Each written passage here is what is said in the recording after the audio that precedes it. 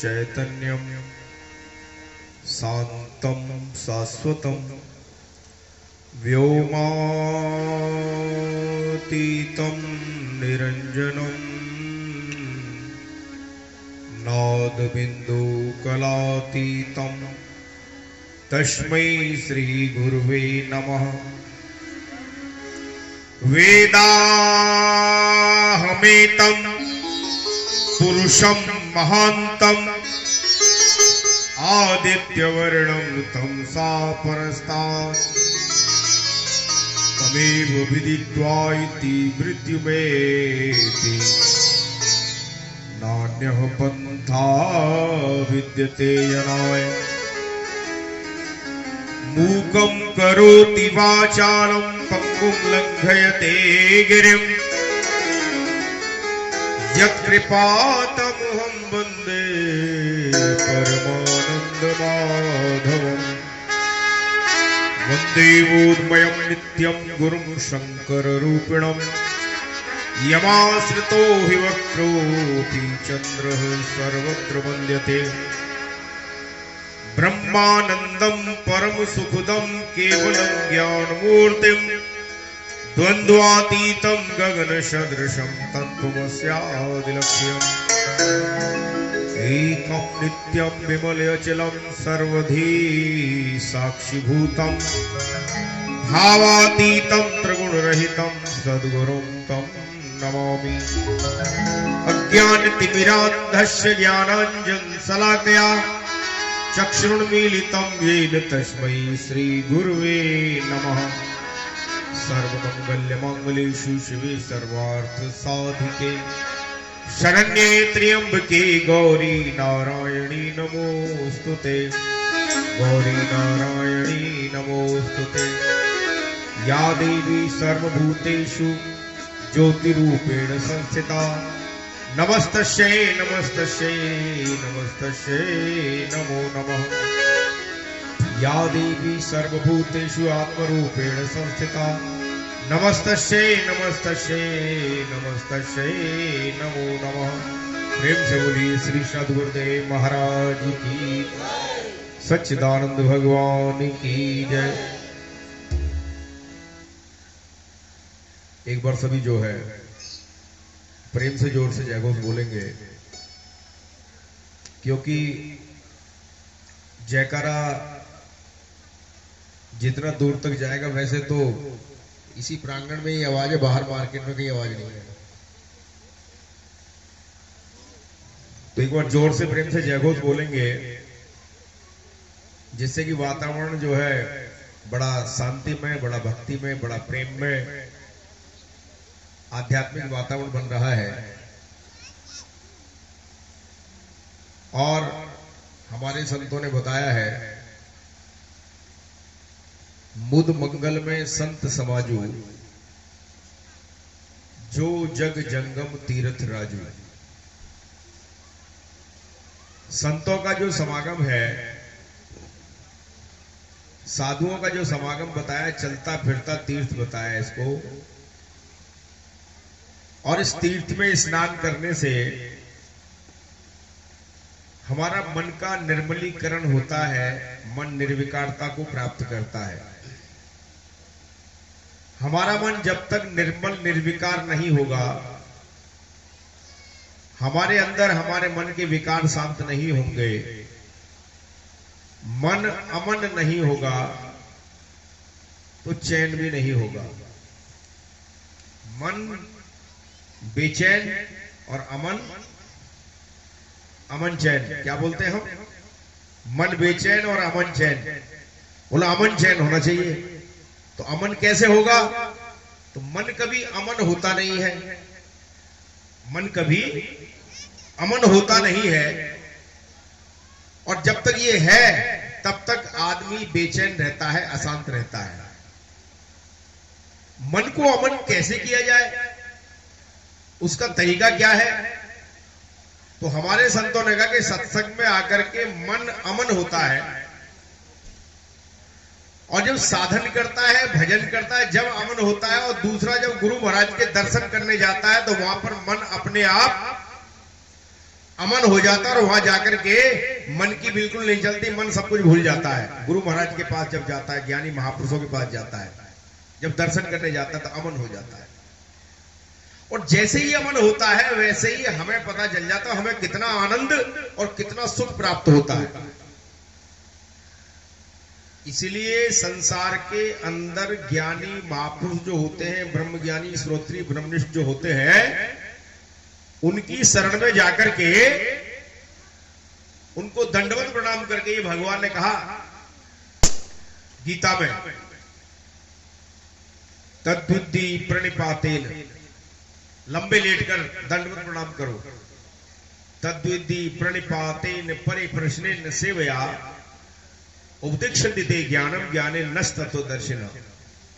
कि जो ज्ञानी लोग हैं, जो तत्वदर्शी लोग हैं, वैसे तो संसार में बहुत है, लेकिन कहा है कि गुरु अपनी जगह सब बड़े हैं, कि साधु साधु सब बड़े, गुरु गुरु सब बड़े, अपनी अपनी ठौर, शब्द विवेकी पारखी ते माथे की मोर। कि जो गुरु शब्द का भेद बता देता है, उस तत्व ज्ञान का भेद बताता है, परमात्मा तत्व के विषय में समझाता है, वही गुरु होता है। उन ज्ञानियों के पास जाओ, क्योंकि ज्ञानी मेरा ही रूप है। भगवान कृष्ण ने कहा है ज्ञानी मेरा ही रूप है, मुझ में और ज्ञानी में कोई अंतर नहीं है, मुझ में ज्ञानी में कोई भेद नहीं है। लेकिन संसार में किस प्रकार से उनकी पहचान होगी? कि जब हम जाएंगे, उनके पास जाएंगे, उनकी शरण में जाएंगे, उनके सत्संग में जाएंगे, तो संसार की दुनिया की बातें करने के बजाय, दुनिया में उलझाने के बजाय, वो जो है तुम्हें तुम्हारे बारे में समझा देंगे। क्योंकि हमको हमारे बारे में नहीं पता, हमको हमारे बारे में नहीं पता, दुनिया के बारे में हम पता करने में लगे हुए हैं। जितने भी टीवी चैनल है, ये संसार के अंदर जितने भी हमारे इंडिया में, देश में, विदेश में जितने भी टीवी चैनल है, ये टीवी चैनल क्या कर रहे हैं? दूसरे के बारे में, दूसरे की खोज खबर करते हैं, दूसरे का समाचार सुनाते हैं। कोई भी अपना समाचार नहीं सुनाता, अपनी बुराइयों के बारे में कोई नहीं कहता मेरे अंदर कितनी बुराई है। कोई माताएं हैं, कोई बहनें हैं, भाई लोग हैं, हम सब जो है अपनी अच्छाई का ही प्रदर्शन करते हैं, बुराई का कोई प्रदर्शन नहीं करता। कि हमारे अंदर क्या क्या विकार है, हमारे अंदर क्या क्या बुराइयां हैं, इसका कोई प्रदर्शन नहीं करता। लेकिन संतों ने हमेशा अपनी ही बुराई की, और हम लोग क्या करते हैं? हम अपनी बड़ाई करते हैं, और बड़ाई दिखावा ऐसा करते हैं कि हमसे बड़ा सज्जन साधु दुनिया में कोई नहीं होगा। और संतों ने कहा कि मौसम कौन कुटिल खल कामी, जिन सुंदर तन दियो ताहे विसरायो, ऐसो नमक हरामी। यानी सूरदास जी अपने आप को कह रहे हैं, दूसरे को नहीं कह रहे। बोले मैं नमक हराम, अपने आप को नमक हराम बोल रहा है सूरदास जी, अपने आप को बोल रहे हैं। संत अपनी बुराई करता है, हम कभी अपनी बुराई करते हैं? कभी माता बहन अपनी बुराई करती है? सास की बुराई तो जरूर करेंगी, सास की बुराई कर देंगी, और घर में अड़ोसी की, पड़ोसी की, बहू की, इसकी उसकी बुराई करेंगी, लेकिन कभी अपनी बुराई नहीं करते। लेकिन ज्ञानी जो होता है, वो ज्ञानी हमेशा अपनी बुराई करता है। अपनी बुराई क्यों करता है? कि उसको अपनी बुराई दिखाई देती है, इसलिए खत्म करने की होगी, ये बुराई खत्म होनी चाहिए। और जो साधन करता है, तो साधना के अंदर, ध्यान के अंदर सबसे पहले हमें अपनी बुराई दिखाई देती है। और जब तक ध्यान नहीं करता आदमी, तब तक दूसरे की दिखाई देती है कि वो ऐसा है, वो ऐसा है, वो ऐसा है। तो हमें अपनी देखना है, अपनी बुराई देखनी है कि अपनी निवेड़ तेनु होर नाल की, और गठरी सवार तेनु चोर नाल की। कि तेरे अंदर 5 चोर लगे हुए हैं, इनसे अपने ध्यान की, भजन की, पुण्य की, कमाई की गठरी को संभालिए, तेरे कमाई को लुटवा रहे। एक बार क्रोध कर दिया, एक बार अगर क्रोध हो जाता है, तो हमारा जितना भी हमने पुण्य कमाया था, एक बार में खत्म। समझ लो इस बात को। जितना पाप तो बढ़ गया, लेकिन पुण्य डिलीट हो गया। एक बार क्रोध करने से, ईर्ष्या करने से, द्वेष करने से। और क्रोध इतनी तगड़ी अग्नि है कि हमारा जो माल पानी इकट्ठा होता रहता है, उसको पिघला करके नीचे पहुंचा देता है। इतना खतरनाक है क्रोध। हमारी जो कमाई है, हमारी जो साधना है, हमारा जो पुण्य, उसको छीन कर देता। आप देख लो क्रोध कितना खतरनाक है। लेकिन जरा सी देर में आदमी क्रोध कर देता है। अरे इसको सही जगह खर्च करो। क्रोध आना चाहिए, बुरी बात नहीं है क्रोध। फौजी को क्रोध आना चाहिए बॉर्डर पर, पुलिस वाले को क्रोध आना चाहिए डाकू के ऊपर, चोर के ऊपर। और वो किसी शरीफ आदमी के ऊपर क्रोध करता तो क्रोध का गलत इस्तेमाल करता है। फौजी आदमी अगर क्रोध करता है, बॉर्डर के ऊपर क्रोध नहीं करेगा, मारेगा कैसे? है? मार नहीं सकता। इसीलिए वहां क्रोध बड़ा फायदेमंद है। अगर क्रोध नहीं किया तो मार नहीं सकता, खुद मारा जाएगा। वह क्रोध करना बहुत जरूरी है लड़ाई के मैदान में, युद्ध के मैदान में। इसलिए भगवान ने कहा कि युद्ध तो तुझे करना पड़ेगा, युद्ध तुझे करना पड़ेगा, लेकिन ज्ञान को अगर जान लेगा, अध्यात्म को जान लेगा, मेरे स्वरूप को पहचान लेगा, तो फिर तू बुराई से बच जाएगा और युद्ध भी करेगा और स्मरण भी करेगा। और वही जो फौजी है, बॉर्डर के अलावा बॉर्डर पे 10 को मार दे, 20 को मार दे, 50 को मार दे, कितने भी आतंकवादियों को मार दे, उसको इनाम मिलेगा या सजा मिलेगी? क्या मिलेगा उसको? आवाज नहीं आ रही मुंह से? क्या मिलेगा उसको? इसको इनाम मिलता है। जितने आतंकवादियों को, जितनों को मारता है, जितने दुश्मनों को मारता है, उसको इनाम मिलता है। लेकिन अपने अड़ोस में, पड़ोस में, घर में, गांव में आगे किसी को मार दे तो क्या होता है? सजा मिलेगी। यही कर्म का बंधन है कि जो धर्म समझ के किया जाता है, क्योंकि युद्ध के मैदान में लड़ना फौजी का धर्म है। युद्ध के मैदान में लड़ना फौजी का धर्म है, सैनिक का धर्म है। लेकिन वही जो है फौजी अपने अड़ोस में, पड़ोस में, भाई को, बंधु को, मित्र को, रिश्तेदार को किसी को मार देता है तो उसको सजा मिल जाएगी, वहां वो बंधन में पड़ जाएगा, लेकिन वहां उसको मुक्ति मिल रही है, इनाम मिल रहा है। यही कर्म का, अकर्म का और विक्रम का रहस्य है। गीता में भगवान ने कर्म, अकर्म और विक्रम के बारे में बताया है कि कर्म क्या है और अकर्म क्या है। कि आदमी कर्म करते हुए कर्म के बंधनों में बंध रहा है तो असली कर्म नहीं है, लेकिन कर्म करते हुए अकर्म में रहता है, निष्काम कर्म करता है तो कर्म के बंधनों से मुक्त हो जाता है। इसलिए भगवान ने कहा कर्म में तू अकर्म को देख। एक बार क्या हुआ, जयकारा भी लगाना है अभी। एक बार क्या हुआ, भगवान कृष्ण ने सारी गोपियों को बुलाया। कब बुलाया? जिस समय दिसंबर के महीने में कौन सा वो आता है, पर्व आता है, वो रास होता है, पूर्णिमा आती है, शरद पूर्णिमा। तो शरद पूर्णिमा के दिन क्या होता है, कुछ विशेष पर्वों में विशेष साधनाएं की जाती है, और उन पर्वों में आदमी साधना करे तो आदमी का जल्दी आध्यात्मिक विकास होगा। ये पर्व झूठे नहीं है। पूर्णिमा हुई, शरद पूर्णिमा हुई, ग्रहण हुआ, मकर संक्रांति के दिन जरूर साधना शिविर लगाओ, क्योंकि सूर्य जो है उस दिन उत्तरायण में आ जाएगा और हमको भी उत्तरायण में ही रहना चाहिए। कहां रहना चाहिए? उत्तरायण में ही रहना चाहिए। लेकिन हम लोग कहां रहते हैं? दक्षिण में। दक्षिण में क्या है? दक्षिण में इंद्रियां। ये उत्तरायण, यहां से ऊपर जाओगे तो उत्तर मिलेगा, और यहां से नीचे जाओगे तो हमारे दिमाग में तरह तरह के प्रश्न पैदा होंगे। तो इंद्रियों में रहता है मन, तो हमारे दिमाग में प्रश्न पैदा होते हैं। लेकिन यहां से जो उत्तराखंड की तरफ चलता है, देहरादून से आगे, हरिद्वार से आगे, हरि का द्वार, हरिद्वार से आगे जब चलेगा देहरादून, देह में आनंद दूना हो जाएगा देहरादून से आगे चलोगे तो। क्योंकि देहरादून, यहीं से वो देहरादून शुरू होता है, यहीं पे वो देहरादून है, यही वो रास्ता है जहां गुरु महाराज का वास है, जहां निवास स्थान है गुरु महाराज का। तो वहां जाकर के जब आदमी उत्तराखंड में जाएगा तो उत्तराखंड में बर्फ मिलेगी आपको, बर्फ की चादर सफेद। लेकिन यहां सफेदी नहीं है, यहां कालापन है संसार के अंदर, प्लेन में। हिमालय में जाते हैं तो बर्फ मिलती है, यहां से ऊपर भी जाते हैं तो हमारे अंदर भी एक श्वेत धवल प्रकाश होता है, और एक ऐसा प्रकाश होता है हिमालय के अंदर, ऐसी बर्फ होती है वो, जो बर्फ कभी पिघलती नहीं है, और ये छोटी छोटी बातों में हमारी बर्फ पिघल जाती है। क्रोध करने में बर्फ पिघलती है, कामनाओं में बर्फ पिघलती है, जरा मन में इच्छाएं होती हैं, वासनाएं होती है, तो हमारी बर्फ पिघल के नीचे आ जाती है। समझो। तो हमारे संतों ने कहा कि वो ऐसी बर्फ होती है। और कहां है वो माला? ये माला इस प्रकार की, ये माला जो पहन रखी ना आपने, ये है वो माला। ये पिघल रही है कभी?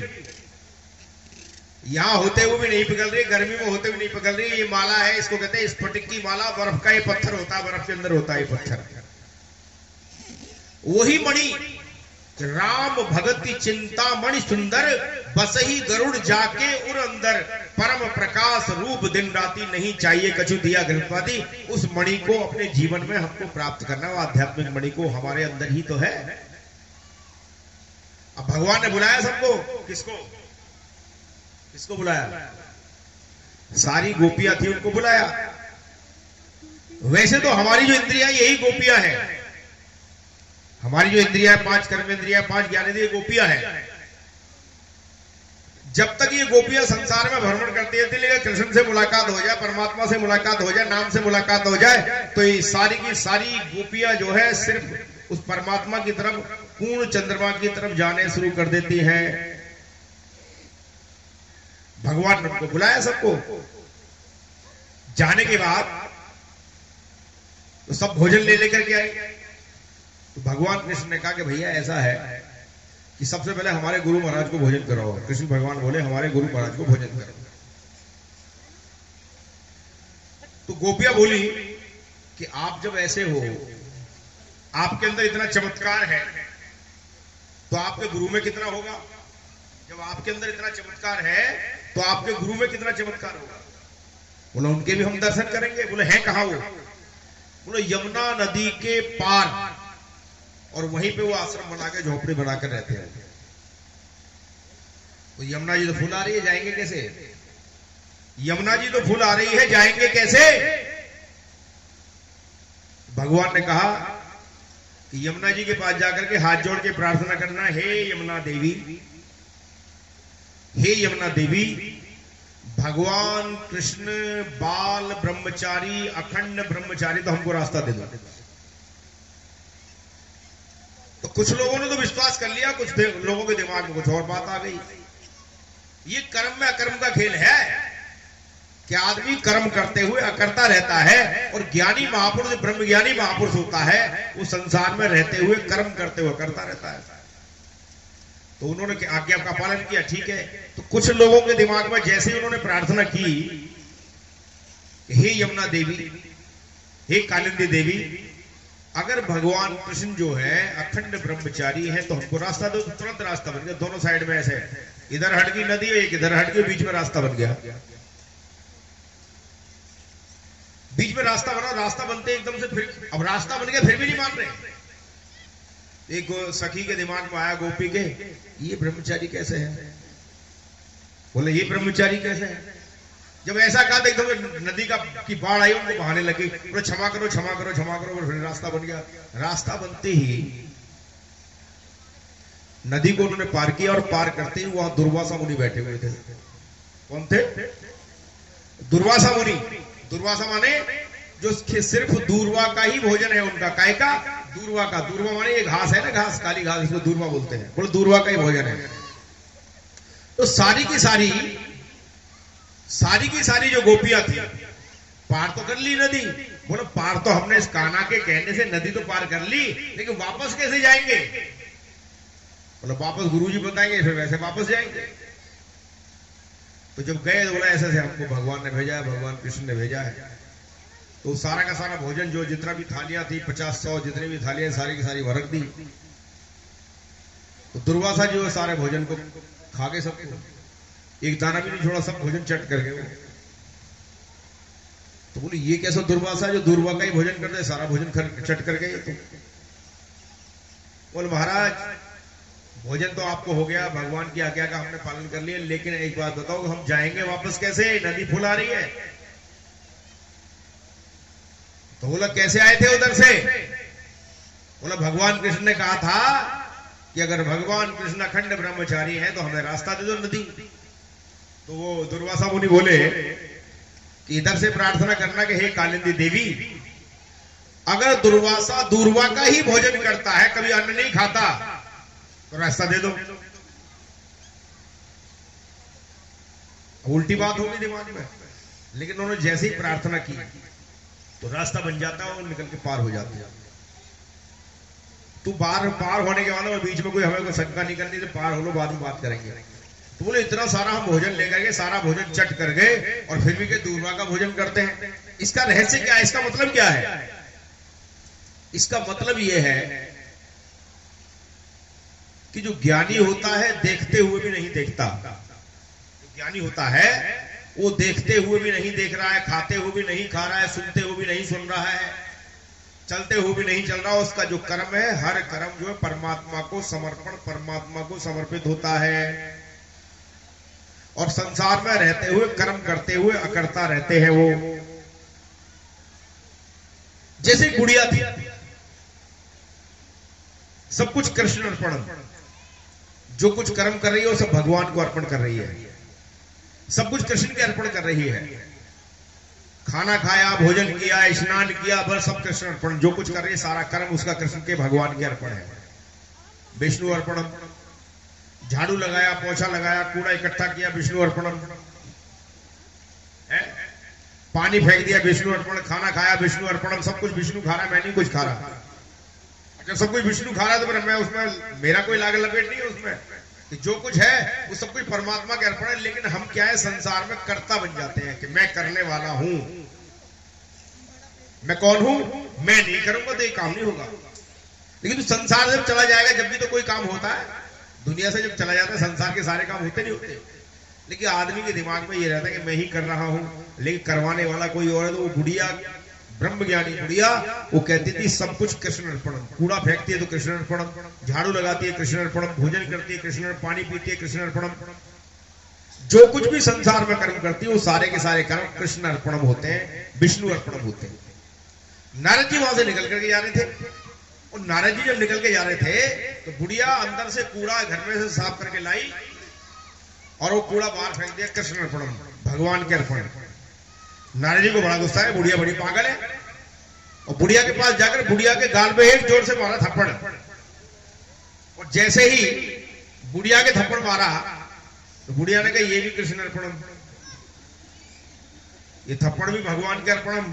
अब इतनी बात उसने सुनी कि ये थप्पड़ भी भगवान के अर्पणम, नारद जी जो है एकदम से दिमाग खराब हो गया, भगवान के पास ये चक्कर क्या है, लफड़ा क्या है कि हर चीज को भगवान के अर्पण, इस रहस्य को तो मैं भी नहीं जानता। नारद जी बोले कि मैं भी नहीं जानता, बैकुंठ में मेरा रोज आना जाना है। तो नारद जी तुरंत जो है बैकुंठ में पहुंचे, क्योंकि वो मन की गति से भी तेज चलते हैं। नारद क्या है, नारद, जो कभी रद नहीं होता वो नारद है। और हमारा मन ही नारद है, और मन को देख लो कितनी स्पीड है इसकी। मन की स्पीड क्या है, मन की गति क्या है, मन की गति क्या है, और प्रकाश की गति क्या है? मन की गति ज्यादा है या प्रकाश की गति ज्यादा है?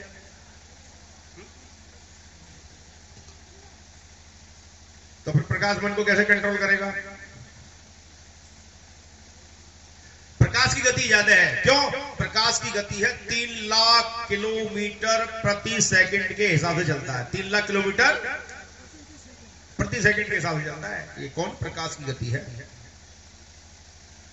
मन तो सोच के यहीं बैठ के तो जा रहा आ रहा, जा थोड़ी चला थोड़ी गया, कल्पना कर तो कल्पना में जा थोड़ी पहुंच थोड़ी गया, वो तो यहीं पे तो है तुम्हारे पास है। नारद जब वो सवार हो जाता है कि शब्द तुरिया असवार हो, पल आवे पल जाए, कि लाख कोस जो गुरु बसे, दीजो सुरति पठाए, और शब्द तुरिया असवार हो, पल आवे पल जाए।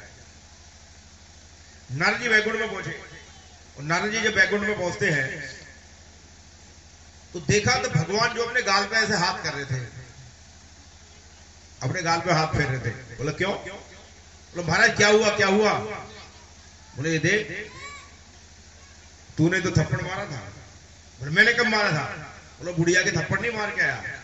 बोले बुढ़िया के बारे तो आपके कैसे लग गया? बोले बुढ़िया जो है वो सब कुछ मेरे अर्पण करके चलती है, वो ब्रह्म अर्पण करके चलती है, वो ब्रह्म ज्ञानी बुढ़िया है, तत्व ज्ञानी बुढ़िया, वो हर चीज में मुझे ही देखती है, ऊपर नीचे अंदर बाहर। वह कहते कि शब्दी धरती शब्द आकाश, शब्दी शब्द भयो प्रकाश, सकल सृष्टि शब्द के पाछे, नानक शब्द घटा घटा। हर जगह वो मेरे को देखती है, परमात्मा को देखती है। इसलिए वो जो कुछ है वो उसका जितना भी है उसका वो मेरे ऊपर ही है। जब नारद की बात समझ में आई, ऐसे ही हमको होना पड़ेगा कि हम जो कुछ करें अपने परमात्मा को, गुरु महाराज को समझ करके समर्पण करके करेंगे। सर्वधर्मान प्रतिज्ञम मामेकम शरणं व्रज। भगवान गीता में कह रहे हैं इस बात को कि सारे धर्मों को त्याग करके मेरे सरेंडर हो, मेरे समर्पित हो, मैं फिर तुझे सारे पापों से मुक्त कर दूंगा। अब समर्पण होना पड़ेगा। हमारा मन समर्पण करना नहीं चाहता, सेवा करना नहीं चाहता है, आलस भरा रहता है शरीर में, सारा दुनिया भर का है। सुबह उठने को मन नहीं करता, सेवा करने को, आश्रम में जाने को मन नहीं करता। बोले क्या करेंगे, ठंड में जाके, ठंड पड़ रही है। देखिए आप लोग सभी भाग्यशाली हैं, अपने लिए ताली बजाओ तो आप लोग आए हैं। सभी लोग इतनी ठंड में आप लोग आए और ठंडी ठंडी इधर से हवा भी चल रही है। साथ ही जो आयोजक है इस कार्यक्रम को, उनके लिए भी तालियां बजाएं आप जिन्होंने ये कार्यक्रम रखा है। और जिस बच्चे के जन्मदिन के उपलक्ष्य में ये कार्यक्रम है उसके लिए मैं बधाई देता हूं, शुभकामनाएं देता हूं, मंगल कामनाएं देता हूं उसको। उस बच्चे के लिए ताली बजाएं, उसके परिवार के लिए तालियां बजाएं। वो दीर्घजीवी हो, यशस्वी हो और आध्यात्मिक रास्ते पे, परमात्मा के, ईश्वर के रास्ते में चलने वाला बने, यही ईश्वर से हम प्रार्थना करते हैं। एक बार सभी प्रेम से जोर से जय घोष बोलेंगे। बोले आनंद कंद भगवान की जय, सदगुरुदेव महाराज की जय, आदि शक्ति जगत जननी श्री माता जी की जय, सियावर रामचंद्र की जय, वृंदावन बिहारी लाल की जय, पवन सुत हनुमान की जय। और इंसान के पास दिमाग कहां से आया, इंसान के पास ज्ञान कहां से आया? इसका मतलब ज्ञान पहले से उसके अंदर था, मौजूद था या नहीं था? आदमी के पास ज्ञान पहले से ही मौजूद था। हर व्यक्ति के अंदर एक जिंदा किताब, गोपनीय गुप्त किताब छिपी हुई है। हर व्यक्ति के अंदर गीता है, हर व्यक्ति के अंदर रामायण है, हर व्यक्ति के अंदर कुरान है, हर व्यक्ति के अंदर पुराण मौजूद है। लेकिन उसको समझने की और खोलने की आवश्यकता है, जानने की आवश्यकता है। तो जो किताब है, जिस किताब में हर समय रिकॉर्डिंग होती रहती है, और जब वो किताब, जब आदमी का एंड आता है उस समय वो किताब खोल के देखी जाती है। चाहे कोई स्त्री हो, पुरुष हो, कोई भी हो, किसी भी जाति का, किसी मजहब का, हिंदू हो, मुस्लिम हो, सिख हो, ईसाई हो, वो किताब खोल करके देखी जाती है। जब वो किताब खोल के देखी जाती है, कहां देखी जाती है? यमराज की अदालत में वो किताब खोल करके देखी जाती है। और फिर आदमी वहां ना नहीं कर सकता।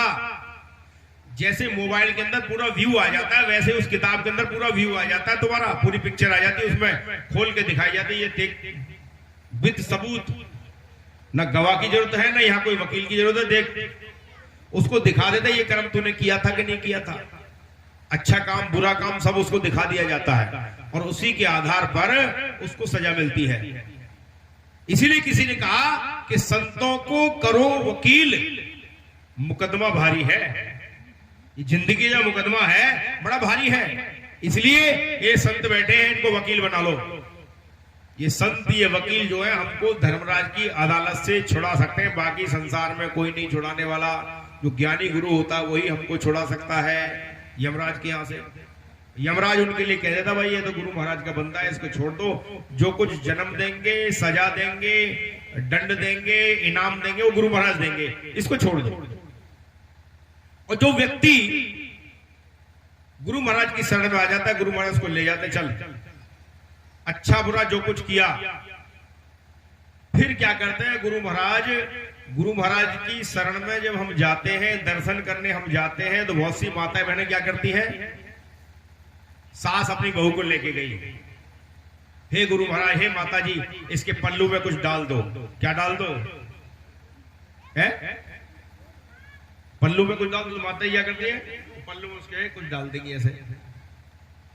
पल्लू में सेब डाल दिया, केला डाल दिया, डालने के बाद क्या होता है कि वहां वो जो जीव है वहां हमेशा जब यहां से जाता है तो कुछ समय वहां रहने के बाद में फिर गुरु महाराज कहते हैं इसके यहाँ चला जा, इसके यहाँ जन्म ले ले जाकर, इस प्रेमी के घर जन्म ले ले, तो प्रेमियों के घर में जन्म बोला। मैं उन बच्चों को, ऐसे जीवों को भगवान जो है प्रेमियों के घर में, श्रीमानों के घर में जन्म दे देते हैं। एक भजन गाएंगे, बोले आनंद कंद भगवान की जय।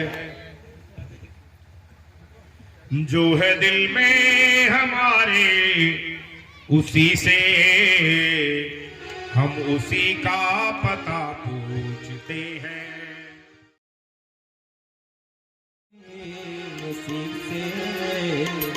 हम उसी का पता पूछते हैं।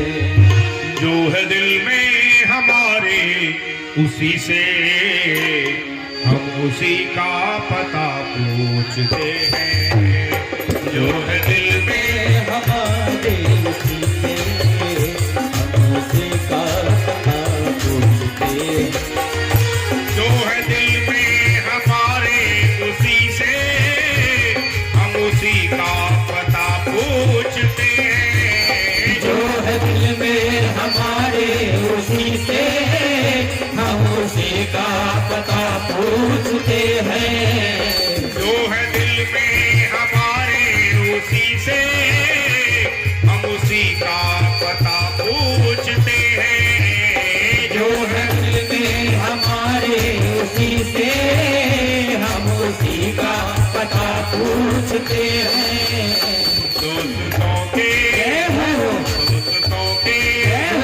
दोस्तों के मोहल्ले में रहकर दोस्ती का पता पूछते हैं। दोस्तों के मोहल्ले में रहकर दोस्ती का पता पूछते हैं। जो है दिल में हमारे उसी से हम उसी का पता पूछते हैं।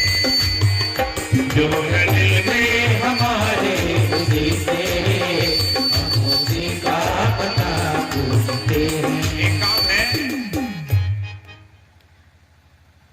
ठंड लग रही है नहीं लग रही आपको? लग रही ठंड? तो ठंड अगर दूर करनी तो ताली बजाओ साथ में, तो ठंड दूर हो जाएगी।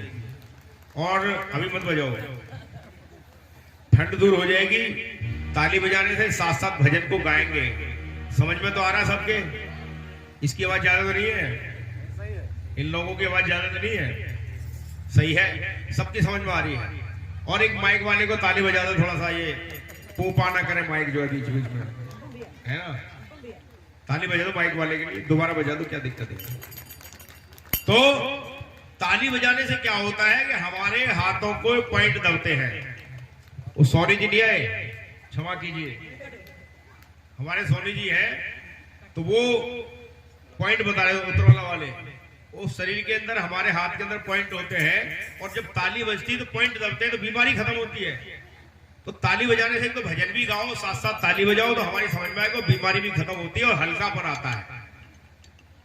जो है दिल में हमारे उसी से हम उसी का पता पूछते हैं। जो है दिल में हमारे उसी से हम उसी का पता पूछते हैं। जो है दिल में हमारे उसी से हम उसी का पता पूछते हैं।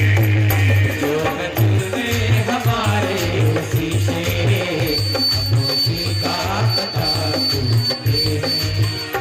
ये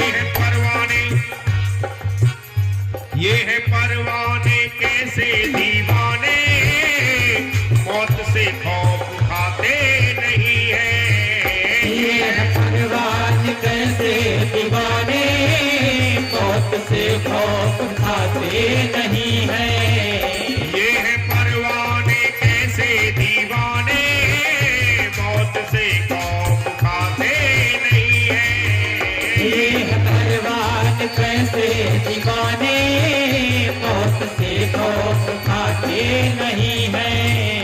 चलती सम्मा की जय हो, चलती सम्मा की जय हो, चलती सम्मा की लो में झुलस कर, चलती दिलों में सुलस कर रोशनी का पता पूछते हैं।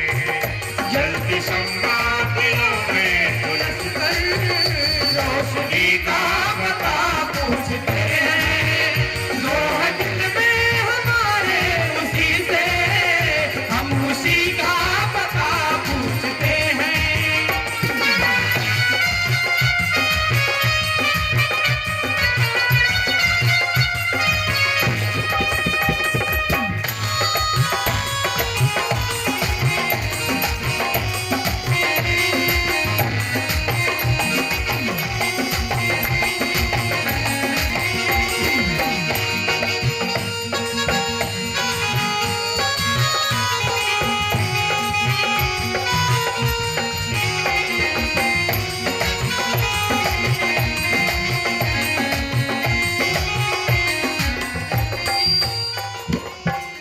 ईश्वर से, परमात्मा से सभी प्यार करते हैं, भगवान से सभी प्यार करते हैं। कोई ऐसा है जो प्यार ना करता हो, भगवान से प्यार नहीं करता हो? कोई है ऐसा दुनिया में? या बैठे हुए कोई हाथ खड़े करना जो भगवान से प्यार नहीं करता? सब भगवान से प्यार करते हैं, लेकिन प्यार सभी भगवान से करते हैं, परमात्मा से करते हैं, मालिक से सभी प्यार करते हैं। लेकिन हमारे संतों ने कहा कि उसको आदमी जानता नहीं है। प्यार करते हैं उस अजनबी से आज तक जिसको देखा नहीं है। प्यार करते हैं उस अजनबी से आज तक जिसको देखा नहीं है। प्यार करते हैं उस अजनबी से आज तक जिसको देखा नहीं है। प्यार करते हैं उस अजनबी से आज तक जिसको देखा नहीं है। अजनबी इस जय हो, अजनबी इस जय हो, अजनबी इस शहर की गली में, अजनबी इस शहर की गली में अजनबी का पता पूछते हैं। अजनबी इस शहर की गली में अजनबी का पता पूछते हैं। जो है दिल में हमारे उसी से हम उसी का पता पूछते हैं। जो है दिल में हमारे उसी से हम उसी का पता पूछते हैं।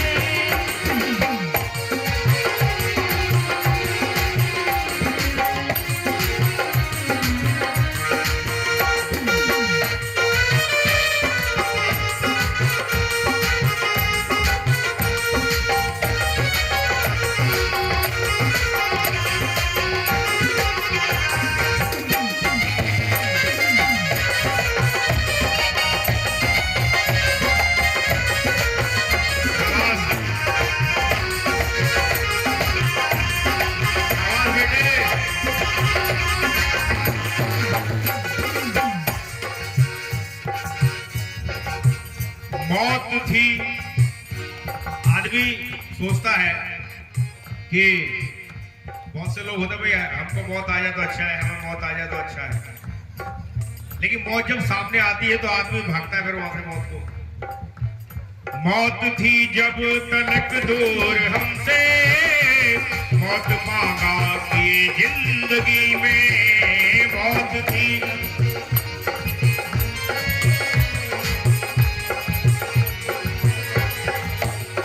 मौत थी जब तलक दूर हमसे, मौत मांगा किए जिंदगी में मौत थी।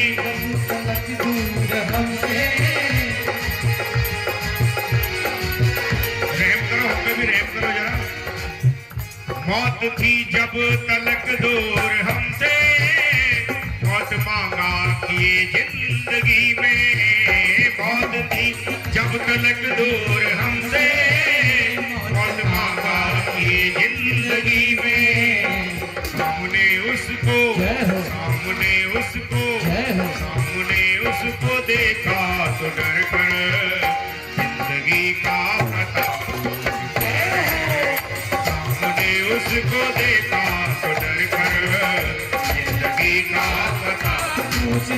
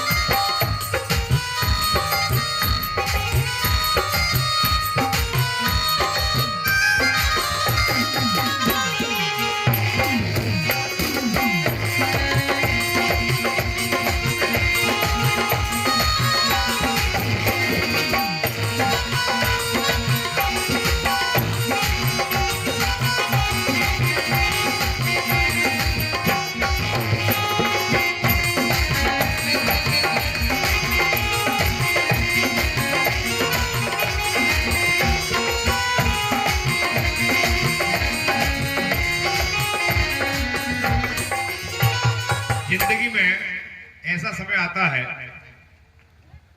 कि हम लोग किसी के लिए बहुत कुछ कर देते हैं, लेकिन बाद में वही लोग जब धोखा देते हैं तो आदमी के दिमाग में बड़ी तकलीफ होती है, दिल को बड़ा जोर पड़ता है। इसीलिए कहा कि भगवान का भजन, भगवान की भक्ति करेगा तो वहां से तुझे धोखा नहीं मिलेगा, संसार में तुझे धोखा ही मिलने वाला है। जिनको हमने खुशी से सजाए, बेखुदी उनकी कैसे सुनाए। जिनको हमने खुशी से सजाए, बेखुदी उनसे कैसे सुनाए।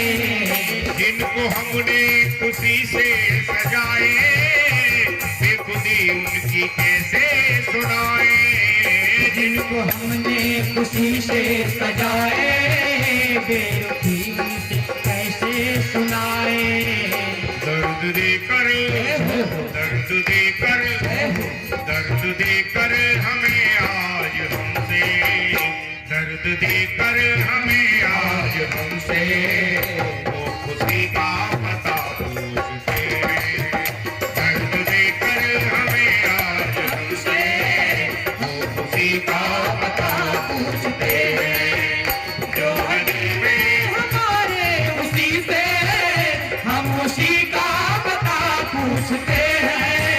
जो है दिल में हमारे उसी से हम उसी का पता पूछते हैं।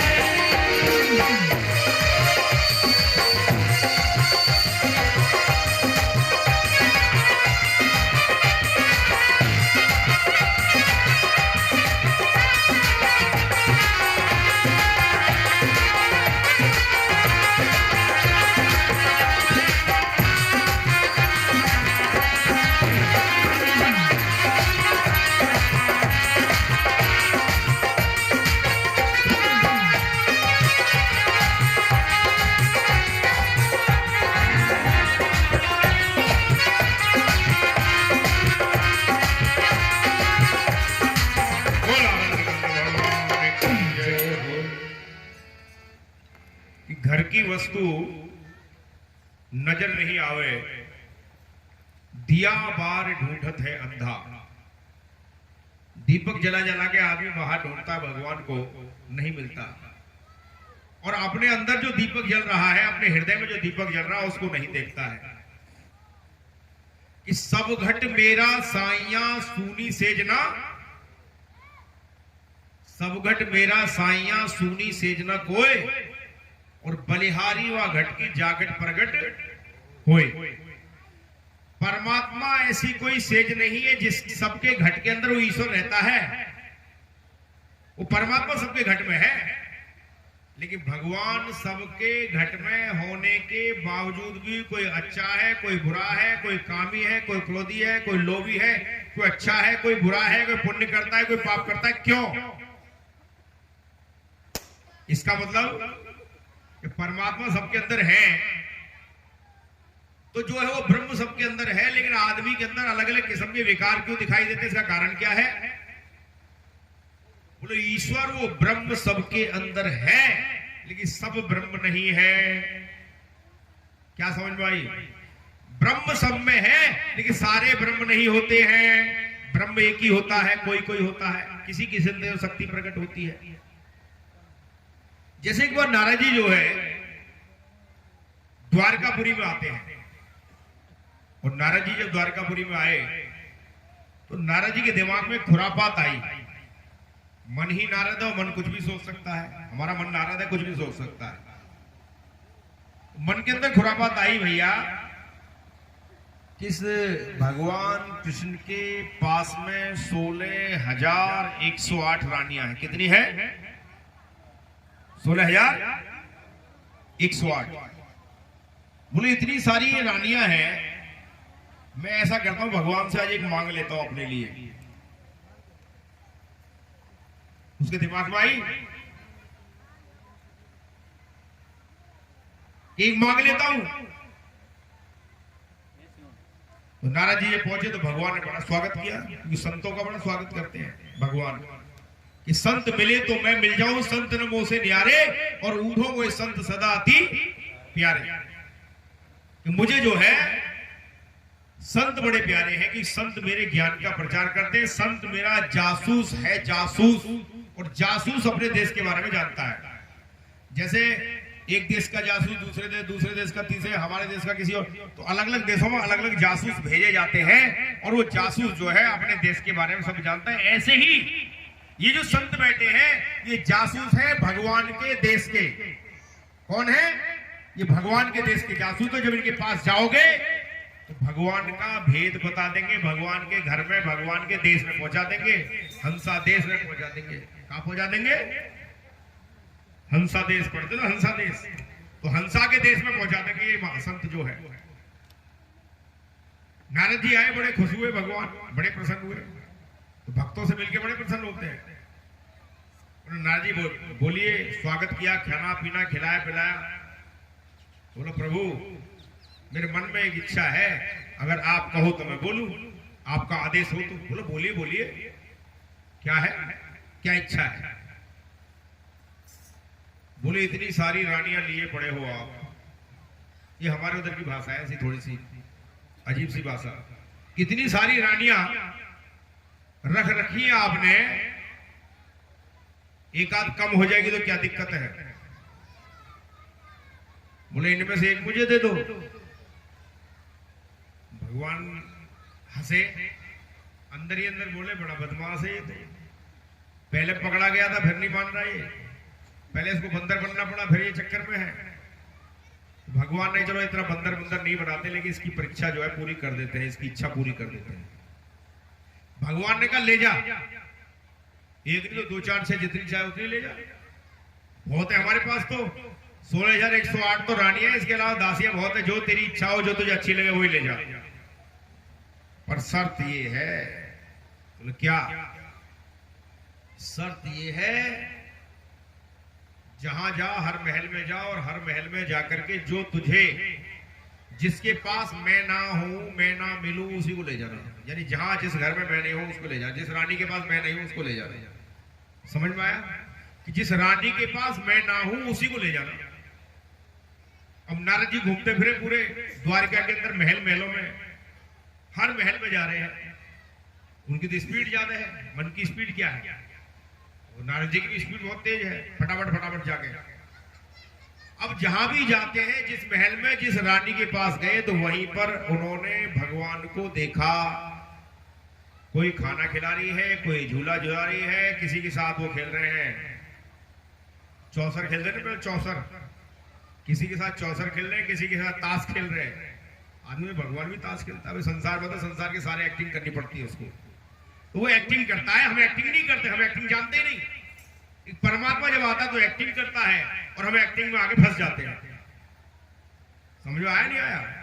कि परमात्मा संसार में आता है, महापुरुष जब संसार में आता है तो मात्र एक्टिंग करता है, और उसकी एक्टिंग इतनी बढ़िया होती है कि आदमी चक्कर में पड़ जाए। ये रो रहा है, ये तो हंस भी रहा है, ये तो बड़ा आशिक हो रहा है इसके ऊपर। तो ये आदमी इतनी बढ़िया परफेक्ट एक्टिंग करता है, हमसे एक्टिंग भी करनी नहीं आती। हर जगह, तो जहां भी जिस महल के अंदर जाकर के देखा, वहीं पर जो है कहीं नहा रहे हैं, कहीं कोई नहला रही है, कोई धुला रही है, कोई उटन लगा रही है, कोई तेल लगा रही है, कोई कुछ कर रही है। हर जगह हर महल में उसने देखा। नारद जी बोले ये तो भाई हर जगह है।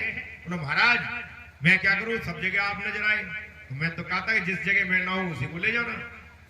तो नारद जी बोले हाँ वाकई सब घट मेरा साइया सूनी सेज न कोई। वो जो ऋषि मुनि थे, वो जो पटरानियां थी, वो पिछले जन्म की भक्त थी, भक्त वो ऋषि मुनि थे, उनकी ऐसी इच्छा थी भगवान हमको इस प्रकार से स्वीकार करें, तो सबके अंदर प्रकट।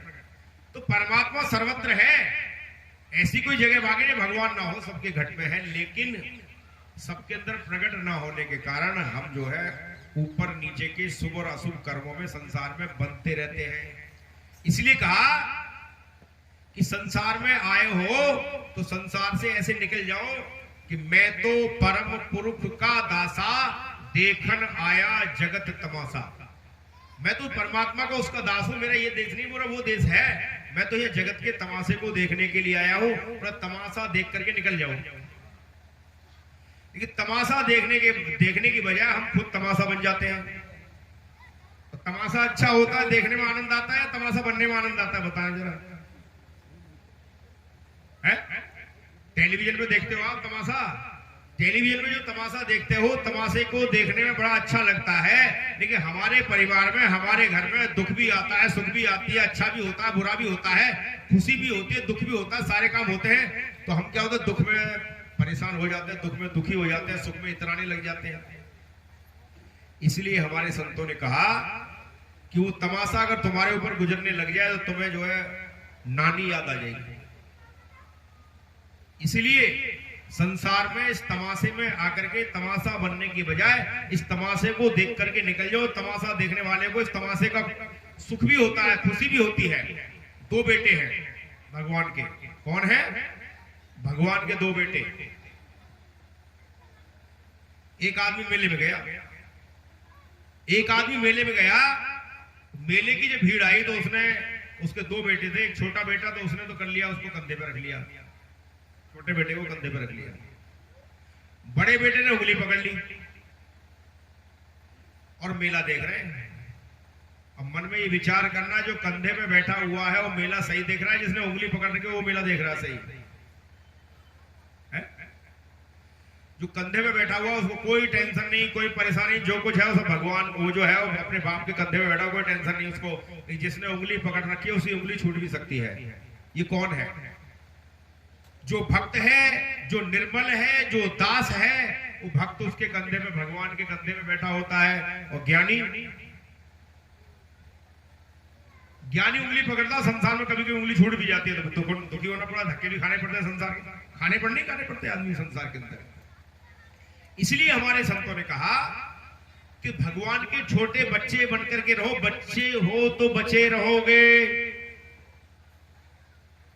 और हम बन जाते हैं ज्ञानी। और रामायण में लिखा, ज्ञान का पंथ कृपाण की धारा और परत खगेश ने लागई वारा। ज्ञान का पंथ कृपाण की धारा है। और कहा, भक्ति तात अनुपम सुख मूला, और मिले ही जो संत होए अनुकूला। क्या टाइम हो गया? 4:45। मिले ही जो संत होए अनुकूला, कि भक्ति अनुपम सुख की मूल है। लेकिन ये संत मिल जाए, ये अगर संत मिल जाए तो भक्ति हमारे अनुकूल हो सकती है। ये ज्ञानी संत हैं, ये बैठे हैं, ये महात्मा लोग, संत लोग मिल जाए तो मिले ही जो संत होए अनुकूला, संत मिल जाए और वो हमारे अनुकूल, हमसे प्रसन्न हो जाए। अब हम क्या करते हैं? थप्पड़ मार दिए, कुछ बोल दिया, वो थोड़ी चाहते कि हम अनुकूल हो या हमको कोई प्रसन्न कर ले। अभी तुम्हारी अपनी तासीर है कि कैसे प्रसन्न करोगे भगवान को, संत को कैसे प्रकट? संत मिले तो भगवंत मिले, संत और भगवंत में कोई अंतर नहीं होता। संत मिले तो मैं मिल जाऊं संत प्रभु से न्यारे, संत और भगवंत में कोई भेद नहीं होता। संत और भगवंत एक होते हैं। एक भजन गाएंगे, बोले आनंद कंद भगवान की जय। राम से बड़ा राम का नाम,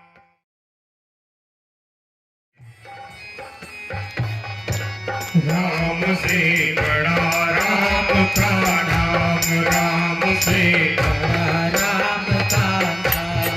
अंत में निकला ये परिणाम, अंत में निकला ये परिणाम, अंत में निकला ये परिणाम, अंत में निकला ये परिणाम।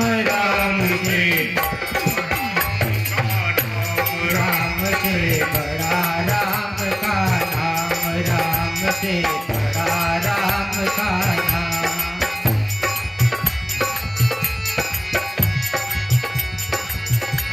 अंत में निकला ये परिणाम, अंत में निकला ये परिणाम। राम से बड़ा राम का नाम, राम से बड़ा राम का नाम।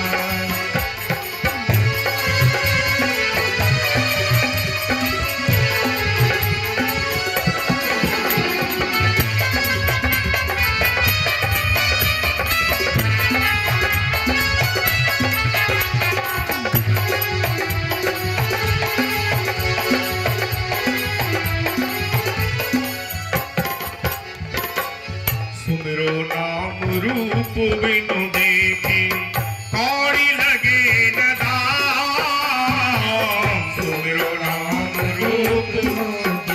कौड़ी लगे न दाम, सगुरु नाम रूप को देखा कौड़ी लगे न दाम।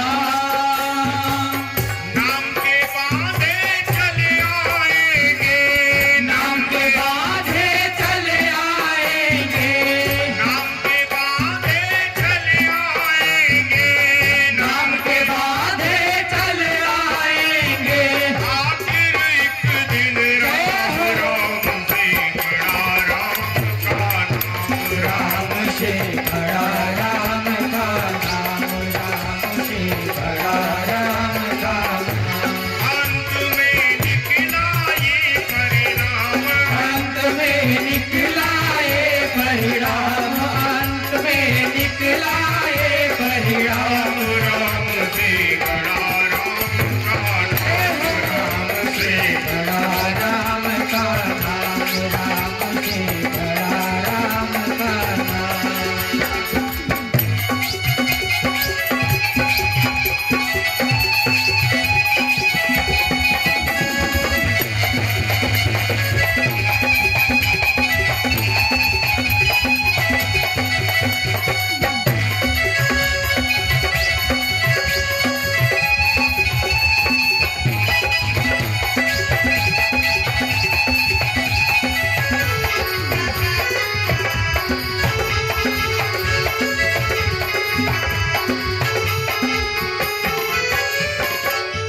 नामी को चिंता रहती है, नाम न हो बदनाम,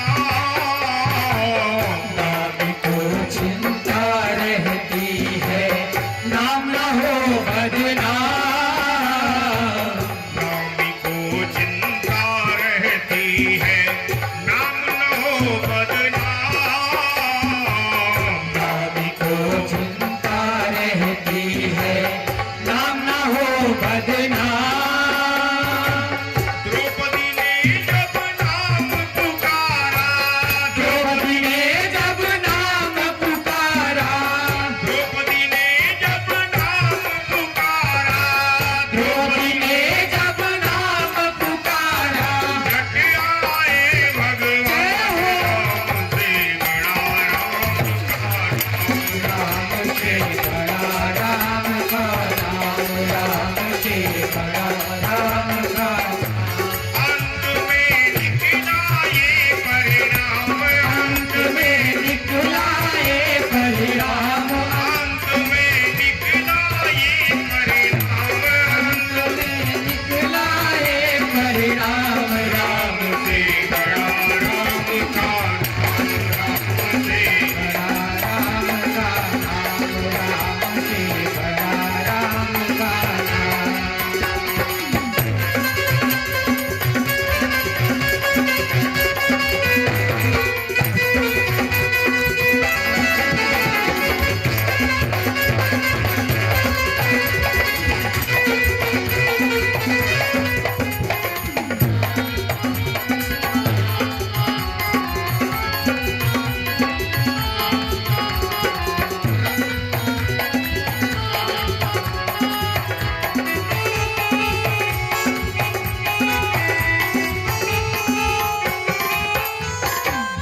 इतना ऊंचा नहीं चलेगा भाई, इतना ऊंचा नहीं चल पाएगा। जिस सागर को बिना से तुके लाग सके नारा, जिस सागर को बिना सेतु के लाग सके नारा, जिस सागर को बिना से तुके लाग सके नारा, जिस सागर को बिना सेतु के लाग सके नारा। कूद गए हनुमान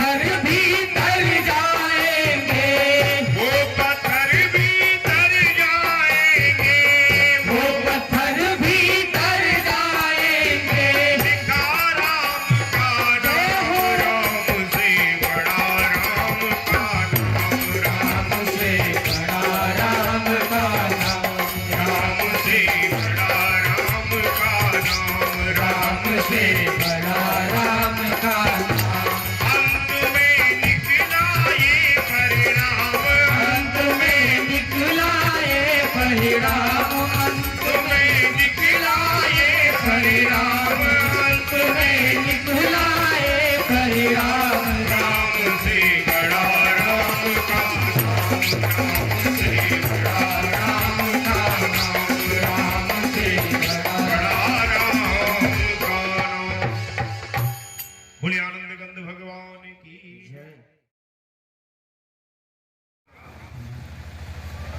कि ब्रह्म राम ते नाम पर वरदायक वरदान रामचरित सतकूट में लियो महेश जिए जान। किसने? भगवान शंकर ने उस नाम को जान लिया। कैसे जाना? 100 करोड़ रामचरित्रों में से। भगवान शंकर को जरूरत है, हमें तो है नहीं। क्यों? शंकर भगवान को जरूरत है उस नाम की, और किसी को जरूरत है नहीं। है किसी को जरूरत? बताना जिसको जरूरत है। भगवान शंकर ने जिस नाम को जाना उस नाम की किस किस को जरूरत है? हाथ खड़े करके बताना जरा। और किसके पास वो नाम है वो हाथ खड़े करना, और जिसके पास नहीं है वो हाथ खड़े करना जरा। जिसके पास वो भगवान शंकर वाला नाम नहीं है बताना, जो किसके पास नहीं है, किस किसके पास नहीं है। तो उस नाम को हमको समझना चाहिए, जानना चाहिए, पूछना चाहिए कि नहीं पूछना चाहिए? पूछना चाहिए, पूछना चाहिए। पूछा हमने आज तक किसी से? किसी ज्ञानी संत से पूछा? बोले ना। बोले सोनी जी को जरूरत है, हमें क्या जरूरत है? अड़ोसी पड़ोसी को जरूरत है, हमें जरूरत नहीं उसकी नाम की। इसलिए उस नाम को जानना जरूरी है। उस नाम के बगैर कल्याण नहीं होने वाला। कि कोट नाम संसार में ताते मुक्त न होए, आदि नाम जो गुप्त जब बूझे बिरला कोई। जैसे अभी रामलीला होती है, हर साल रामलीला होती है, नवरात्रों में रामलीला होती है, दशहरा होता है, रामलीला होती है।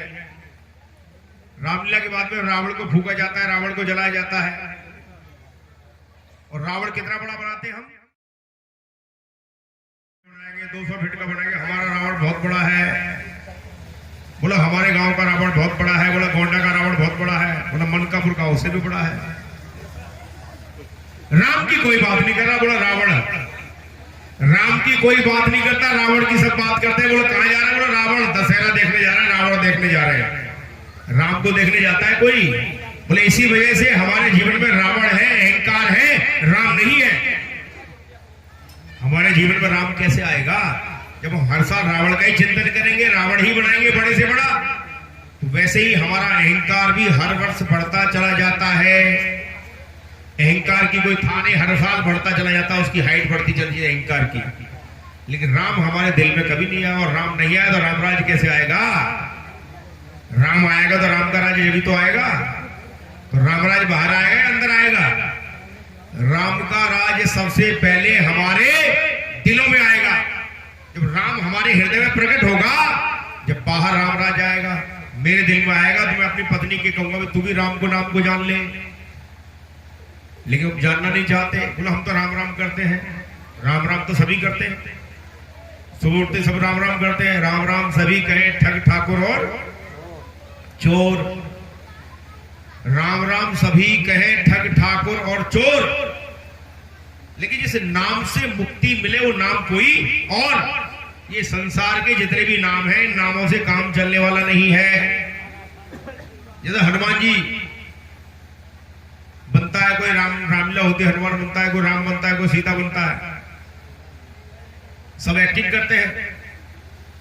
कोई सीता की करता है, कोई रावण की एक्टिंग करता है। तो कहीं रामलीला होती नहीं। रामलीला हो रही तो वहां हनुमान जी जो थे वो उनकी तबीयत खराब होगी। जो हनुमान बनता है उसकी तबीयत खराब हो जाती है। हनुमान की तबीयत खराब होगी तो बोला भाई हनुमान की व्यवस्था करो, हनुमान की व्यवस्था करो, हनुमान लाओ। बोले ऐसा कोई आदमी हो जो तगड़ा सा हो, मोटा ताजा तंदुरुस्त, बोले उसको लाया जाए। तो ढूंढने के लिए रामलीला वाले उसको ढूंढने के लिए गए, कोई दिखाई नहीं पड़ा। लेकिन अचानक देखा कि हलवाई की दुकान पे हलवाई था, बड़ा तगड़ा मोटा ताजा हलवाई को देखा उन्होंने। बोला भैया राम राम। बोला राम राम जी राम राम। बोला भैया क्या बात है, क्या काम है? मिठाई लेनी। बोला मिठाई लेनी, बहुत इमरजेंसी काम है तेरे से। बोला क्या? बोला हमारा हनुमान बीमार हो गया है, बुखार हो गया उसको, इसलिए हम आज आपको हनुमान बनाना चाहते। बोला मैं तो कभी जिंदगी में नहीं बना, जिंदगी में नहीं बना। बोला थोड़ा सा काम है, शुरुआत होगी, कल तक ठीक हो जाएगा वो, बस इतना सा काम है। क्या काम है? और इतना ही कि रावण के दरबार में जाना है, उसको तेरे को यही कहना है रामदूत हनुमान हूं, बस मात्र यही कहना है तुझे, रामदूत हनुमान हूं। बोले इतना तो मैं कह ही सकता हूं। बोले याद कर ले फिर। दिन भर याद करता रहा, रामदूत हनुमान हूं मैं, रामदूत हनुमान हूं मैं, रामदूत हनुमान हूं, याद करता रहा।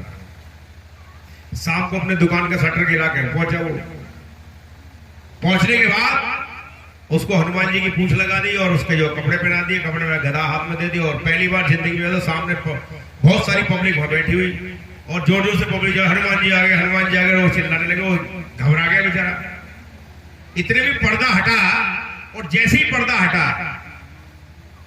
हटते ही वो रावण के बड़े 10-3 सौ बड़ा भयंकर लाल लाल आंखें दिखाने लग गया वो, और राक्षस दिखाई दिए 2, 4, 6, 10। हनुमान जी ने उनको देखा तो रावण बोला, हे बंदरी के बच्चे, तू कौन है? भूल गया वो जो दिन भर याद किया था उसने। दिन भर जो याद किया था उसको भूल गया। बोला मैं तो भैया रोशनलाल हलवाई हूं, मुझे माफ कर, मैं जा रहा हूं। ऐसे ही अंत समय में संसार के जितने नाम तुम लेते हो उन सब नामों को भूल जाओगे, लेकिन वो जो असली नाम परमात्मा का है, जिसको भगवान शंकर ने जाना 100 करोड़ रामचरित्रों में से, वो नाम क्या है? रामायण कभी 1 दिन में 2 दिन में पूरी नहीं होती, 1 महीने में 2 महीने में पूरी नहीं हो सकती, साल में पूरी नहीं हो सकती, क्योंकि नाना भांति राम अवतारा, रामायण सतकोटि, नाना भांति से राम का अवतार होता है। 100 करोड़ रामचंद्र अपार है। तो राम कहां है? हमारे संतों ने कहा कि वो राम तेरे हृदय के अंदर ही है, तेरे अंदर ही है, क्योंकि राम धन आयन माने रामायण, राम का जो घर है वही रामायण। और राम का घर कहां है?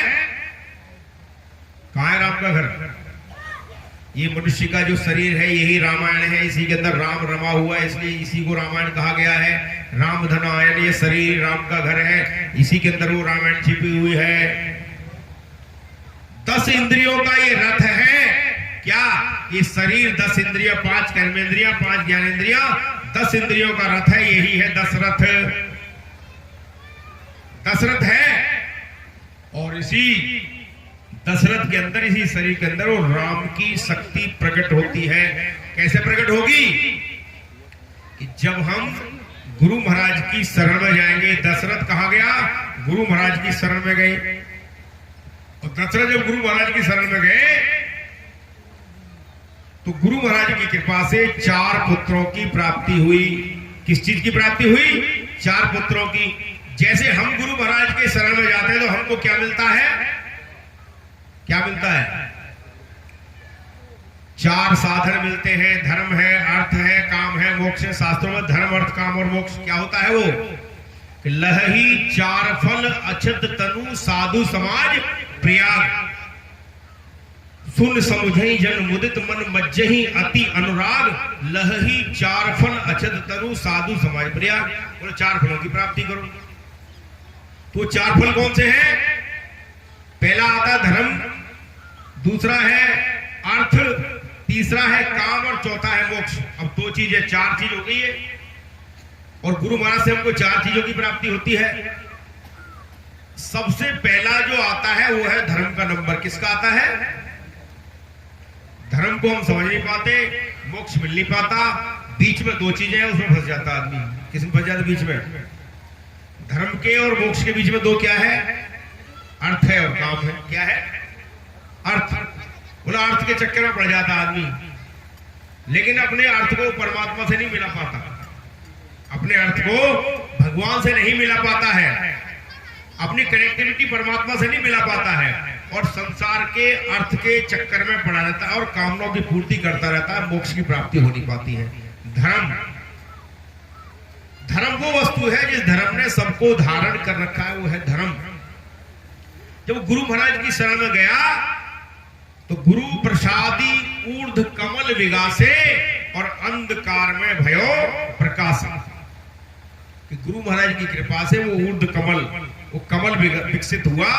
जब जाकर के पहले कौन पैदा हुए? राम पैदा हुए। दशरथ के राम कौशल्या के राम, कैकेयी के भरत, सुमित्रा के कौन हुए? लक्ष्मण शत्रुघ्न, 4 पुत्र हुए। अब कौशल्या, सुमित्रा, कैकेयी क्या है? जैसे हमारा शरीर है 10 इंद्रियों का, तो इसमें 5 तत्व हैं और 3 गुण हैं। क्या है? 5 तत्व 3 गुण हैं। और 3 गुण कौन से हैं? सतोगुण है, रजोगुण और तमोगुण है। सतोगुण से कौशल्या, रजोगुण से कैकेयी और तमोगुण से सुमित्रा। तो कहते हैं कि सतोगुण से राम पैदा हुए, कौशल्या से राम पैदा हुए, रजोगुण से भरत पैदा हुए और तमोगुण से लक्ष्मण और शत्रुघ्न पैदा हुए। ये 4 पुत्रों की, 4 चीजों की, 4 पदार्थों की प्राप्ति हुई, 4 फलों की दशरथ को प्राप्ति होती है इसी संसार में। वो रामायण वर्तमान है, त्रेता युग में नहीं ले जा रहा मैं आपको, वो वर्तमान ही रामायण है। तो गुरु के पास जाएंगे तो राम की शक्ति, वो 4 चीजें हमारे हृदय में प्रकट हो जाएंगी। जब हम गुरु से जानेंगे, संतों से पूछेंगे तो, है नहीं? और वही ज्ञान, वही तत्व ज्ञान महाराज विश्वामित्र ने, विश्वामित्र माने जो विश्व के अंदर मित्रता कराने वाला है, आपस के भेदभाव को मिटाने वाला है। और विश्वामित्र ने वो बताया, किसको बताया? राम लक्ष्मण को भी विद्या दी। कौन सी विद्या दी? बला अति बला ज्ञान दिए कि जासु व्यापे न क्षुधा पिपासा और अतुलित बल तन तेज प्रकाशा, जिससे भूख न लगे, प्यास न लगे। वो ज्ञान राम और लक्ष्मण को वहां दिया गया। वही ज्ञान गुरु महाराज दे रहे हैं वर्तमान के अंदर। लेकिन कभी हम विश्वास नहीं करते, हाजिर में हुज्जत और गैब की तलाश। और वही ज्ञान राम ने हनुमान को बताया। जब वो जा रहे हैं ढूंढने के लिए, माता सीता जी को ढूंढने के लिए जा रहे हैं, वही ज्ञान। मुद्रिका जानते हो? एक तो मुद्रा होती है ये क्या होती है? ये मुद्रा होती है। जो ध्यान करते हैं, साधना करते हैं, इस मुद्रा को लगाते हैं। दूसरी जो मुद्रिका होती है वो मुंह के अंदर लगाई जाती है। हनुमान जी को बताया, प्रभु मुद्रिका मेली मुखमाई, हनुमान जी को बताई गई, मुंह के अंदर मेली जाती है। और हनुमान जी जब लंका में माता जी को खोजने जा रहे थे तो रामचंद्र जी से पूछा, प्रभु मैं तो जा रहा हूं माता जी को खोजने के लिए, लेकिन मुझे वो पहचाने की कैसे? ऐसा कोई कॉमन बात हो जो पति पत्नी के बीच में होती है, ऐसी कोई बात मुझे बताओ। तो रामचंद्र जी ने बता दी। बोले एकांत में हम जो है एक दूसरे को बोलते हैं, मैं उसको जानकी कहता हूँ, मुझसे करुणा निधान कहती है। बोला ठीक है, तो ठीक है, मैं बता दूंगा उनको, ये बात बता दूंगा तो पता चल जाएगा मैं आपका दूत हूं। हनुमान जी जब लंका में जाते हैं, और लंका में जब वो जाते हैं, लंका में जब वो गए, तो लंका में जाने के बाद सब महलों में ढूंढते फिरे हैं, माता जी का कहीं पता नहीं चला। महलों में ढूंढता बेचारा, लेकिन उन्होंने देखा, महलों में जाकर के देखा कि राक्षसों के महलों के अंदर क्या था। राक्षसों के महलों के अंदर सुरनाग गंधर्व कन्या, रूप मुनि मन मोही, कि वहां राक्षसों के महलों के अंदर गंधर्वों की कन्याएं, मनुष्यों की कन्याएं, देवताओं की कन्याएं, यक्षों की कन्याएं, नागों की कन्याएं उनके महलों में थी। किसके यहाँ? उन राक्षसों के यहाँ। हनुमान जी बोले भाई ये तो चोर है, किडनैपर लोग है, ये तो कौन है ये? बोले किडनैपर है। भाई राक्षसों के घर में राक्षसों की होनी चाहिए ना, यादवों के घर में यादवों की होनी चाहिए, ठाकुरों के घर में ठाकुरों की होनी चाहिए कन्याएं, या किसी और की होगी तो क्या कहेगा समाज इसको? वही सिस्टम आज चल रहा है। आज भी दृष्टि उनकी वही है, और राक्षसों की बहन बेटियों के ऊपर दृष्टि रहती है। समझ लो इस बात को। तो हनुमान जी को बड़ा हुआ, ताज्जुब हुआ। और फिर उसके बाद विभीषण के घर में जब वो गए, विभीषण के घर में जब पहुंचे तो उन्होंने देखा कि विभीषण के घर की वाइब्रेशन बड़ी अलग है। तुलसी के पेड़ लगे हुए, बड़ा विचित्र है। वहां के बोले ये तो भक्त आदमी है, बड़ा लगी, वहां खुशबू आने लगी। तो विभीषण से जब मुलाकात हुई, विभीषण से जब बातचीत हुई, तो विभीषण बड़ा प्रसन्न हुआ, बड़ा खुश हुआ कि ज्ञानी से ज्ञानी मिले तो करे ज्ञान की बात, और मूर्ख से मूर्ख मिले तो क्या घूसा या लात। मूर्ख से मूर्ख मिले तो घूसा पट्टी होगी, लात होगी। तो विभीषण बोले हे प्रभु, ये मेरी ईश्वर की भगवान की कृपा है कि अब मोए भयो भरोस हनुमंता और बिनु हरि कृपा मिले नहीं संता। ये बिना हरि की कृपा से संतों की प्राप्ति नहीं हुई, है परमात्मा की ईश्वर की कृपा है कि आपको ज्ञानियों की संतों की प्राप्ति हो रही है। हनुमान जी बोले महाराज, विभीषण महाराज आप यहां लंका में रहते कैसे हो? एक बार से माता ने जोर से जयकार बोले आनंद कंद भगवान की जय। आप इस लंका में रहते कैसे हो? तो विभीषण ने कहा जैसे जवान के बीच में जिभ्या रहती है, जैसे दांतों के बीच में जवान रहती है। क्या रहती है? दांतों के बीच में जिभ्या रहती है। बोले जिभ्या रहती है? बोले हाँ।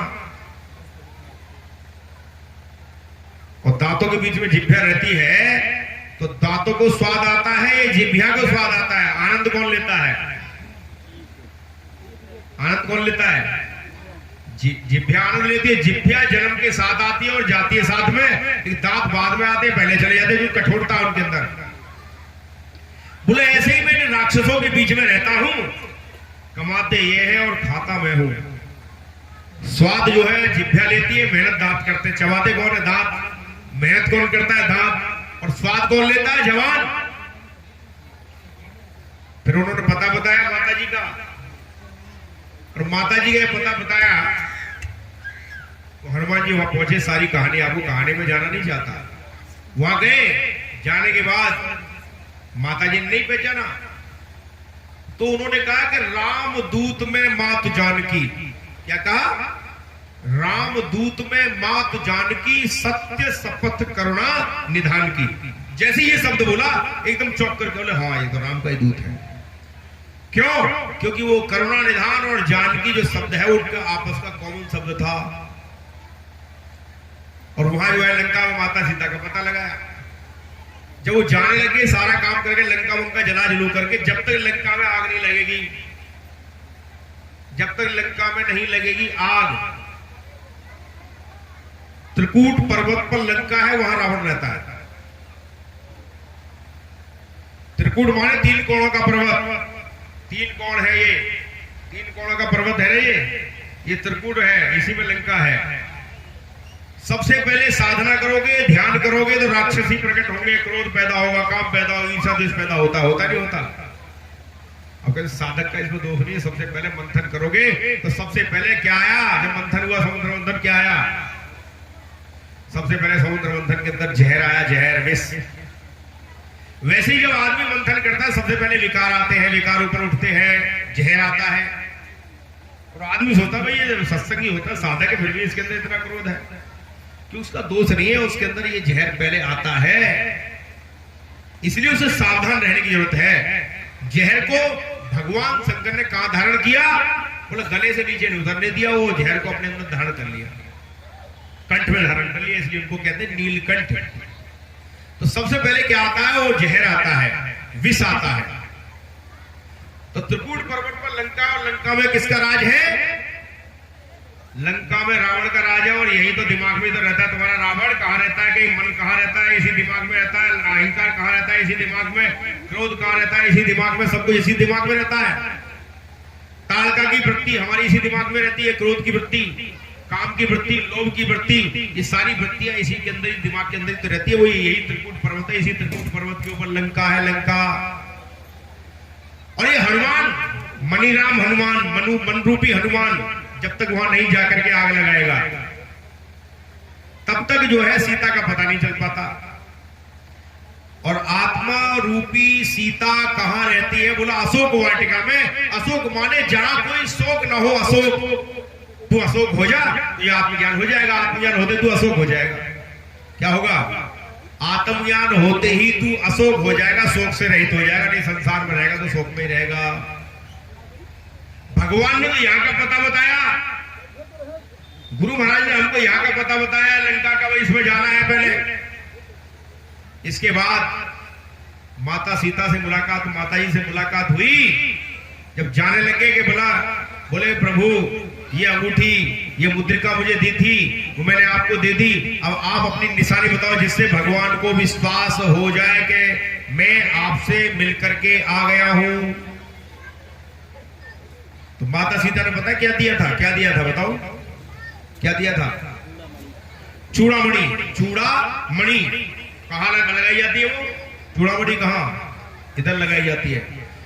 माता जी ने, भगवान ने तो उसको यहां का पता बताया त्रिकुटी का, और माता सीता ने यहां से आगे का पता बता दिया, जहां तुम बिंदी लगाते हो बिंदी से आगे यहां मांग में सिंदूर भरा जाता है।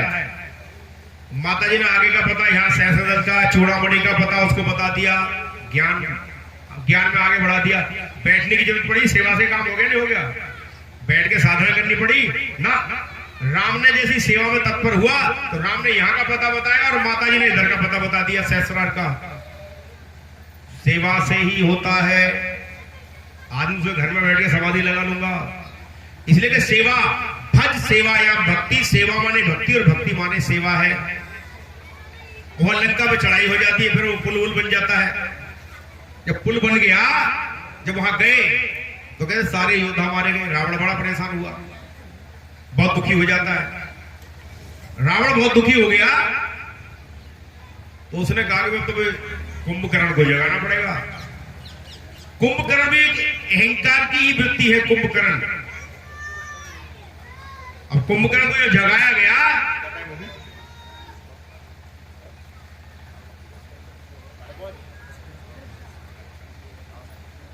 हाँ बधावा गाएंगे, इसको पूरा कर ले जाते हैं। ऐसे ही संसार में व्यक्ति होते हैं। तो बोला मुझे क्यों जगाया भाई तूने? और विभीषण को तो लात मार के भगा दिया। कमजोर आदमी कोई भी मारपीट कर सकता है। बोला मुझे क्यों जगाया भाई तूने? बोले ऐसे से बात है। बोला भाई कैसे बात है?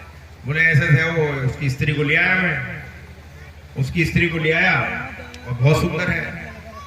तो बोला तू तो मायावी है, राम का रूप बना के भी जा सकता था। तू तो मायावी है, राम का रूप बना करके भी जा सकता था। रावण बोला क्या मुझे बेवकूफ समझता है? क्या मैं राम का रूप नहीं बनाया मैंने? जैसे ही मैंने राम का रूप बनाया तो मुझे सीता की बात छोड़ दो, मंदोदरी भी मां दिखाई देने लगी। जहां राम का काम नहीं काम जहां राम, तुलसी कबहू की रह सके, रवि रजनी एक ठाम। फिर बोला, अब वो ज्ञान की बात करना, बोले जगत जननी है माता सीता को तो हर लाया, बहुत गलत काम किया, ये किया वो किया। रावण उससे कुछ नहीं बोला, और रावण को गालियां भी 2-4 दी उसने कुंभकर्ण ने। तो विभीषण ने समझाया तो विभीषण को लात मार के भगा दिया, लेकिन उस कुंभकर्ण समझा रहा है, कुंभकर्ण गाली भी दे रहा है, लेकिन उससे कुछ नहीं कह रहा वो, क्योंकि तगड़ा है ना। उससे तगड़े के आगे पूछ दब जाती है। तगड़ा कुत्ता मिला तो क्या होता है? तगड़ा कुत्ता मिलता है तो पूछ नीचे चली जाती है उसकी। जो धोती में लांग लगा लेते हैं कई लोग, धोती में, पंडित जी धोती में लांग लगा लेते हैं। हमारे पंडित जी बैठे हैं बिना धोती लांग वाले हैं, गुरु महाराज बिना लांग वाले बनाया सबको। तो वो जो बिना लांग में घुस जाती है उसकी जो है, और तगड़ा कोई मिल जाता है, हल्का मिल जाता है तो पूछ खड़ी हो जाती है इसकी, कुत्ते की। हल्का कुत्ता मिलता है तो पूछ खड़ी हो जाती है, उसको मारने लग जाता है। रावण तो जानता था भाई अभी कैसे कंट्रोल में आएगा, तो अभी तेरा ज्ञान में भी धोखे डालता हूं, तो 2 मिनट में तेरा ज्ञान तेरा ध्यान अभी धोकर के डाल देगा, सब ज्ञान ध्यान भूल जाएगा तू। तो अपने सैनिकों से बोला लाओ। बोले क्या? बोले ले आओ। क्या मंगाया फिर उसने मंगाई मदिरा। अब मदिरा जो मंगाई, बोला उसको रावण को बता दे मदिरा पीते ही ठीक हो जाएगा, सब ज्ञान ध्यान भूल जाएगा। सब ज्ञान की बात कर रहा है, अभी राम की बात कर रहा है, थोड़ी देर में रावण की बात करेंगे। जैसे ही उसके पेट में गई, 2-4 से 10 मटकी उसके पेट में गई, उसके बाद में बोलो किसको मार रहा है, तैयार हो गया मारने के लिए। यही वृत्ति संसार में हमारी है। थोड़ी देर के लिए हम होश में होते हैं तो हम भगवान की बात, सत्संग की बात करते हैं, और इसके बाद घर जाने के बाद में संसार की दुनियादारी की बातें हमारे दिमाग में आने लग जाती है। इसलिए वो राम जब तक हमारे हृदय में प्रकट नहीं होगा तब तक अहंकार रूपी रावण मारा नहीं जाएगा। कि जो रावण है ये अहंकार है, बिना भगवान के मारा नहीं जाते तब तो भगवान प्रकट नहीं होगा। ये अहंकार का हनन नहीं हो सकता, अहंकार नहीं मारा जा सकता है। तो हनुमान ने सरेंडर किया, विभीषण ने भी सरेंडर किया तो उनके अहंकार का हरण कर दिया, लेकिन रावण ने सरेंडर नहीं किया और राक्षसों ने सरेंडर नहीं किया, तो उनके अंदर वो राक्षस रावण जागता रहा, अहंकार जागता रहा। बोले आनंद कंद भगवान की जय।